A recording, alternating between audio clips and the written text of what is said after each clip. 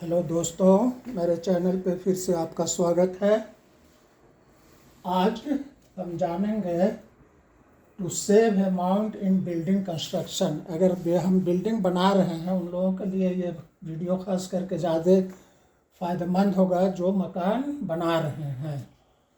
How to save amount in building construction. Building construction कर रहे हैं तो हमको कि कौन सा काम करना होगा जिससे कुछ उसका लागत कम हो जाए। तो देखिए, सोसाइटी में तीन तरह इनकम ग्रुप को तीन तरह से बांटा गया है। एक है LIG और दूसरा है MIG और तीसरा है HIG।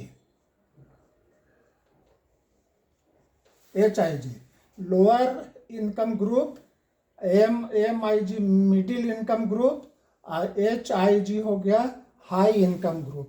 तो हाई इनकम ग्रुप को तो इससे कुछ लेना देना नहीं रहता है, इसलिए कि इन लोगों को 10-20 हज़ार रुपया अगर कम बचे नहीं बचे इससे कोई फ़ायदा, इन लोगों का कोई इशू नहीं रहता है अमाउंट सेव करने का। अब मेन रह जाता है LIG और MIG।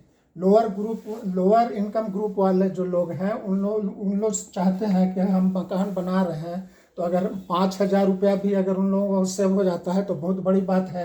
MIG है, इन लोग चाहते हैं कि मेरा घर अच्छा हो और चीप भी हो। अगर इन लोगों को 10-20-50 हज़ार रुपया बच जाता है तो उन लोगों के लिए बहुत बड़ी चीज़ होती है।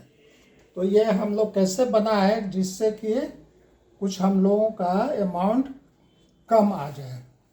तो सबसे पहला चीज़ है, यहाँ हम देखना है कम्पैक्ट प्लान इस तरह का होना चाहिए कि कम्पैक्ट होना चाहिए, वाइड स्प्रेड नहीं होना चाहिए कि बहुत लंबा चौड़ा घर बना रहे हैं उस तरह से नहीं होना चाहिए। प्लान कम्पैक्ट होना चाहिए। इसमें आपका अमाउंट का कम आएगा। कम्पैक्ट प्लान बनाइएगा तो आपको अमाउंट कम आएगा, उसमें सेविंग होगा। दूसरा है अवॉइड मोर ओपनिंग। अगर घर बना रहे हैं तो उसमें ओपनिंग कम देना चाहिए। मान लिया कि खिड़की है तो खिड़की का साइज आप प्रॉपर साइज रखिए। एक रूम में आता है कि 1/8 वेंटिलेशन जो एरिया है रूम का, उसका 1/8 रखना चाहिए वेंटिलेशन के लिए। आप लोग अभी जानते हैं कि एक ओपनिंग छोड़ते हैं, तो अगर मान लिया कि 3/4 फीट का भी अगर खिड़की छोड़ रहे हैं तो उसका एक खिड़की लगाने का 4 से 5 हज़ार रुपया आता है। अगर वहाँ एक ब्रिक वर्क कर देते हैं तो मुश्किल से 1,000 रुपया में हो जाएगा।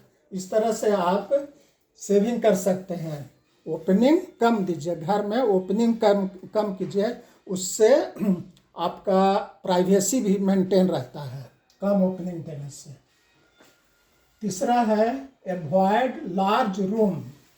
बड़े बड़े रूम बनाने से भी कॉस्ट ज़्यादा आता है, इसलिए रूम छोटा रखना चाहिए। मान लिया बड़ा रूम बनाइएगा, 15x20 का बना दीजिएगा या 12x15 का बेडरूम बनाइएगा, तो उसमें आपको रेनफोर्समेंट ज़्यादा देना होगा और आपको हिडन बीम भी देना पड़ेगा, उससे रेनफोर्समेंट ज़्यादा लगेगा आपका।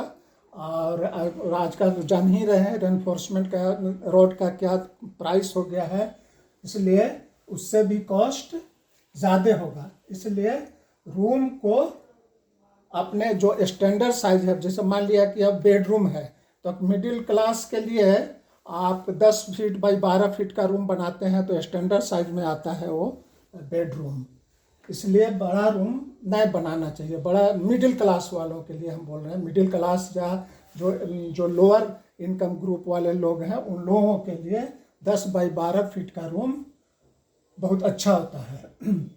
इसलिए बड़ा रूम भी अवॉइड करना चाहिए बड़ा रूम बनाने का। चौथा में है लिंटल बीम।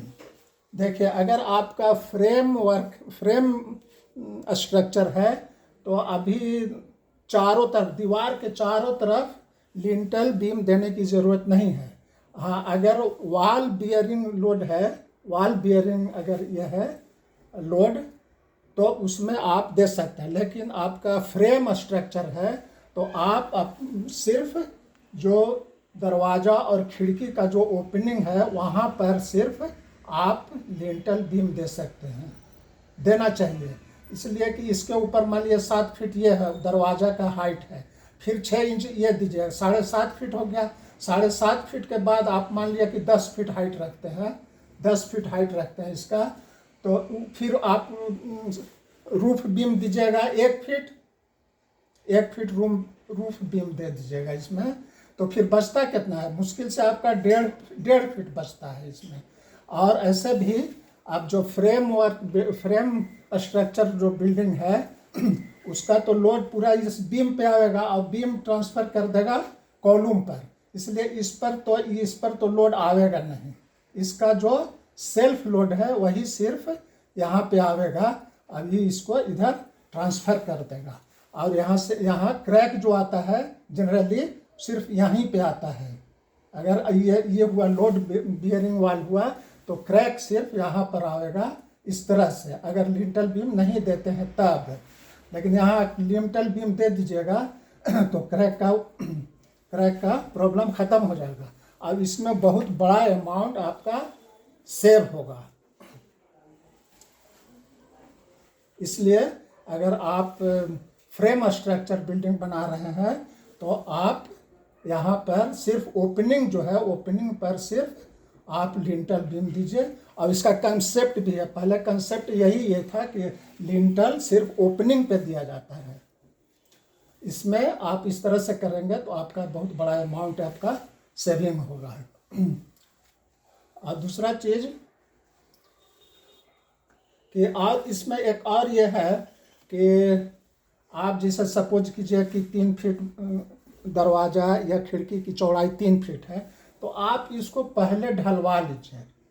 3 फीट है तो 3.5 फीट, 4 फीट का आप 6 इंच इधर 6 इंच इधर, तो 4 फीट हुआ। 4 फीट का आप लिंटल ढलवा लीजिए, प्रीकास्ट करवा लीजिए। उसमें 4 रॉड दे करके, 2 नीचे 2 ऊपर रॉड दे करके उसको ढलवा लीजिए।